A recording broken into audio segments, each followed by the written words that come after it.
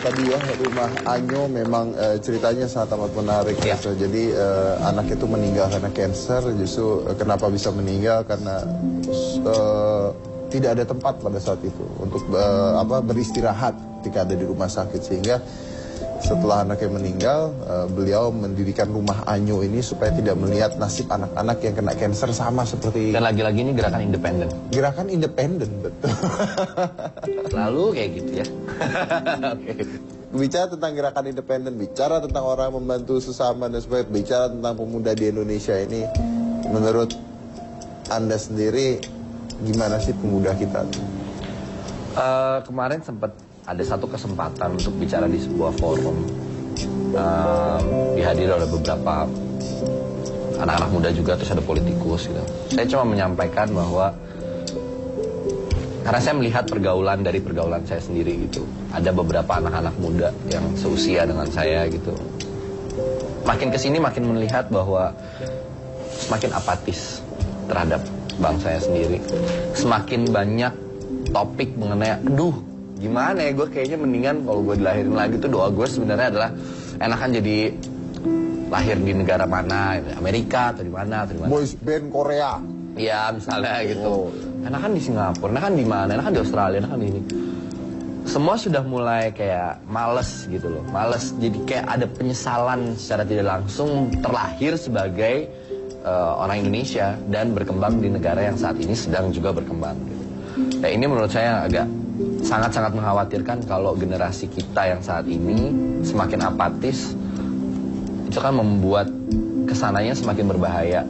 Karena ini tuh menjadi pemicu trigger ke depan, semakin banyak yang lupa, semakin banyak yang ingin menyudahi. Either gue berhasil di luar negeri aja, gue gak perlu balik sini, atau sekalian pindah warga negara. Titik. Ngapain? Orang di sini bangsanya juga ada, negaranya udah nyaris bobrok kayak Tapi kan kalau Anda bicaranya seperti itu, saya mencoba untuk membela mereka ya sekarang ya. Nggak bisa disalahkan juga karena justru orang-orang yang pintar-pintar, orang-orang kadang-kadang lebih dihargai di luar dibandingkan di Indonesia. Itu benar banget. Cuman balik lagi kepada perjuangan. Itu kan bentuk perjuangannya. Kedua itu masalah pilihan sebenarnya. Ini sekarang mereka tidak salah untuk memutuskan bahwa oh di luar gue lebih dihargai kok, ngapain ada di sini. Saya pernah mengalami hal itu ketika bekerja dengan salah satu pihak luar juga gitu. Oh memang bentuk penghargaannya jauh banget, treatmentnya jauh. Bukankah Pak Habibie juga begitu? Exactly. Dan akhirnya itu menjadi trigger untuk beliau akhirnya kembali lagi ke negara ini, karena biar bagaimanapun itu tuh bentuk kecintaan dan dedikasi yang sangat tinggi gitu membangun bangsa ini. Sebenarnya menjadi Indonesia, balik lagi menjadi pemuda Indonesia, saya mungkin berada di posisi yang aduh mau mengkritik pemerintah dan lain-lain, kayaknya udah terlalu banyak orang yang berurusan dengan itu. So saya berusaha untuk lebih banyak berpikir tentang apa sih yang bisa saya lakukan buat bangsa ini, buat gak usah jauh-jauh buat orang-orang terdekat saya, dari mulai lingkup keluarga, sahabat, teman dan lain-lain, sehingga itu akan berkembang terus. Kalau berpikirnya masalah kehancuran bangsa ini terus-menerus, kayaknya sih nggak akan maju, atau mendingan pindah warga negara sekalian. Gitu aja sih sebenarnya. Jadi akhirnya hal ini membuat pada kesempatan itu saya bilang menjadi bermanfaat dulu sebagai pemuda itu kayaknya lebih penting. Sebenarnya kita tuh dilahirkan di dunia ini fungsinya mau ngapain sih?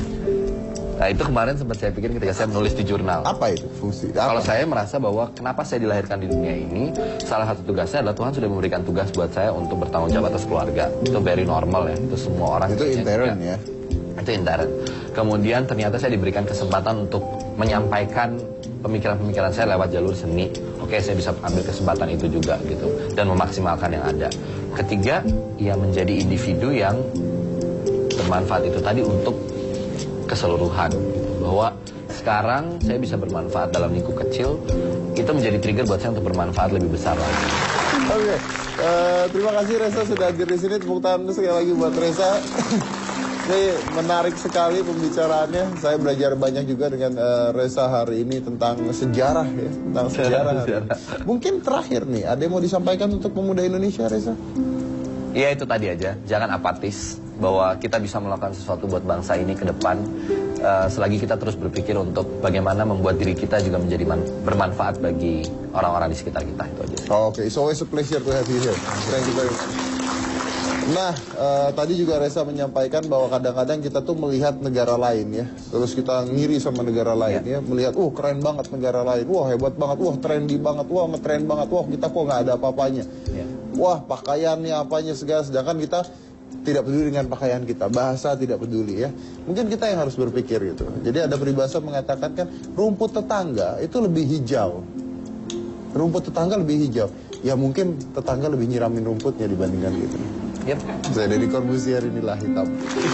Iya, halo anak-anak, pada sulap yuk, masyarakat mau sulap, bantu ya, jadi apa yuk, kosong ya, tuh di balik kosong. Bin, salah bin, jadi apa, prok.